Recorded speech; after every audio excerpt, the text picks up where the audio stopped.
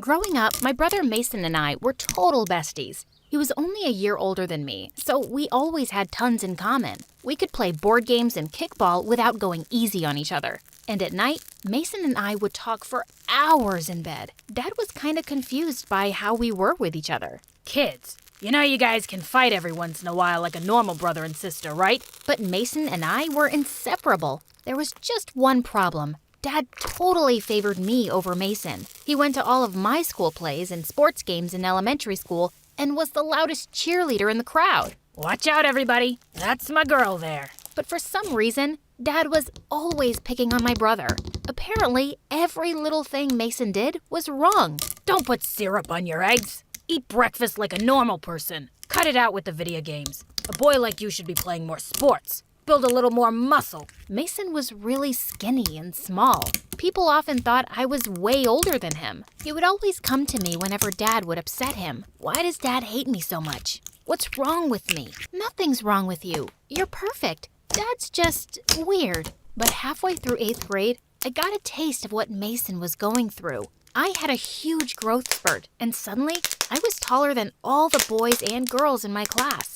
Everyone started acting like I was some alien. Have you ever bumped your head on the ceiling? What? That's not even possible. I can barely see past her chin. But Mason always came to my rescue when kids were annoying me. Who cares if Janelle's tall? She looks older and prettier than all of you. But deep down, I think Mason was relieved that my life wasn't perfect at school. At least we were more equal that way. Because at home, Dad seemed to love me even more now because I was so tall. Tall people can get anything they want. She could be a supermodel or a basketball player. Endless possibilities. But then one day in 8th grade, a girl made a comment that made Mason snap in half. Her name was Alyssa, and she was new in my class. Alyssa was also a child gymnast who'd competed all across the country. Janelle, are you this kid's babysitter? How come he's always with you at school? Janelle isn't my babysitter. She's my sister. And I'm 14 for your information. I'm a year older than her.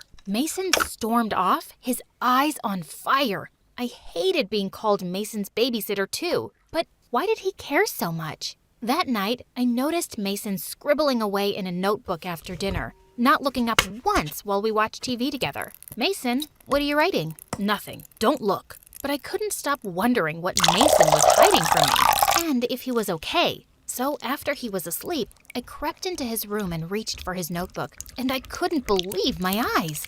Mason had written tons of love poems for Alyssa. They were beautiful. I had to convince him to show them to her. Alyssa needed to know how sweet my brother was. But the next day, I found him in a corner of the playground, wrestling a bunch of guys while some kids cheered from the sides. Mason, what are you doing? We're having a wrestling match. Suddenly, I spotted Alyssa among the crowd. Was this how Mason was trying to impress her?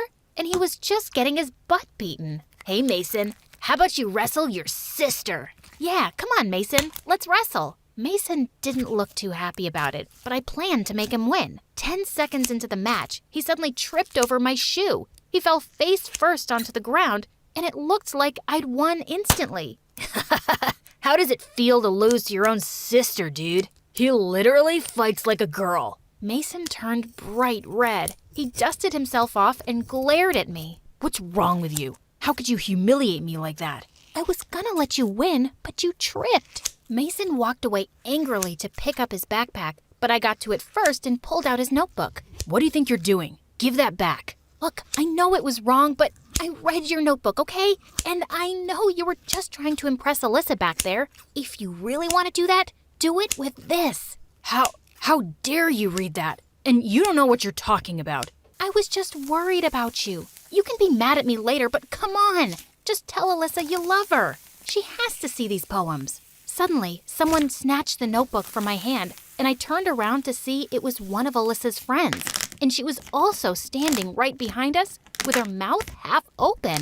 Oh, we've got a lover boy here. Her eyes are so deep, I find myself drowning. What is this lameness? Mason snatched the notebook from him, and he gave me a look of hatred as he fought back angry tears and ran away. I felt terrible. This is not how I'd meant for things to go. It took Mason a week to even look at me. He forgave me eventually, but after that day, things changed between us. We didn't talk or hang out much anymore. Instead, I became best friends with Alyssa. She never mentioned the playground incident, but I was still hoping I could somehow set her up with Mason one day. We started hanging out all the time, and one day she even took me to her gymnastics practice. I was standing on the side when suddenly Alyssa's coach pointed to me. Hey, you. Are you also a gymnastics student? Me? No. You have the perfect build for it. We have some extra costumes if you want to try out. Please, Janelle? It'll be so fun having you in my practice. I decided to give it a go, and it turned out I was really flexible. My tall, skinny frame, which I'd always hated, was actually perfect for a gymnast. Oh my God, you totally have what it takes. Janelle, you should train with me. And from that day on, I took up gymnastics training, and when I was good enough, I joined Alyssa's team. And of course, Dad was now obsessed with my newfound talent. He decided to become my manager and did everything in his power to connect me with agents and institutions that would help me get to the top. You need to compete in every national competition, Janelle. Who knows? In a few years, we'll be in the Olympics. I'm gonna make you a star, honey. Mason, on the other hand, decided to take on playwriting. Every day, he'd lock himself in his room and write for hours. Most of the time, we barely saw him. Eventually, he decided to apply to a fancy college for creative writing, and he got in. I was so proud of him, but unfortunately, Dad wasn't as supportive as his dreams as mine. You want to be a writer? Might as well live in my basement for the rest of your life. I'm not paying for any hippie writing school. But this is my dream, Dad. To be useless is your dream? Look at Janelle. She's just entering into a competition with Alyssa, and it has a prize of $50,000. She's already going places, and you're just asking me for money for a stupid profession. This is a huge opportunity for Mason. You have to help him out, Dad. He's got to figure it out for himself. I couldn't care less. And he just walked away. Mason, don't worry. I have a plan. If I win this competition, I can pay for your school. Whatever, Janelle. It doesn't matter. I don't matter. Dad has always made that very clear. You matter to me. But Mason just walked away and locked himself in his bedroom. I slipped him notes underneath his door, but he refused to talk to me. I had to get that $50,000. I trained every morning with Alyssa until the day of the competition. Dad decided at some point he was going to coach me as well as manage me. And he went crazy. 4 a.m. tomorrow, ladies. Last one to arrive runs 10 laps around the gym. Please, do something. I know it sucks, but I have to get that money for Mason. Let's go, come on. On the day of the competition, I waited by the gymnastic bars while Alyssa did her routine. This was it. Come on, Alyssa, you can do it. But just as I yelled, Alyssa slipped from the top bar and fell on her arm. Everyone was gathered around Alyssa as I ran forward and tried to squeeze my way to her. But suddenly, Dad pulled me away. Listen, honey, the medical team is looking after her. She'll be fine. The competition is still going on. You need to focus. But Dad, I have to see if Alyssa is okay. I'll do that. Don't you worry about a thing. Now go. My team had lost tons of points because of Alyssa's fall. But when I did my routine, I earned them all back. We actually ended up winning. I stood on the stage with my team and received a medal and the cash prize. Mason could go to school now. But I couldn't stop thinking about Alyssa, and I ran off to visit her at the hospital right after the competition. But when I arrived, Alyssa was already there with another visitor. My brother. Mason, what are you doing here? He came to check on me right after I broke my arm.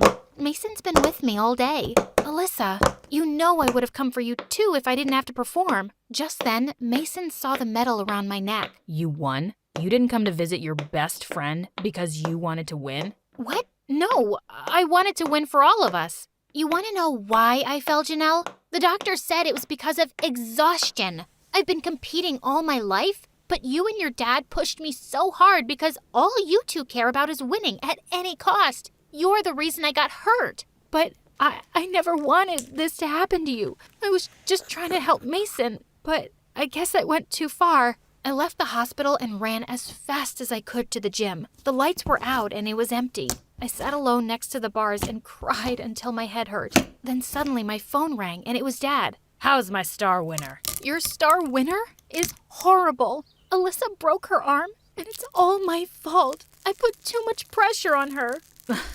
But look how you shone, darling. Alyssa caused you stress, and you performed better than ever in that situation. Are you kidding me?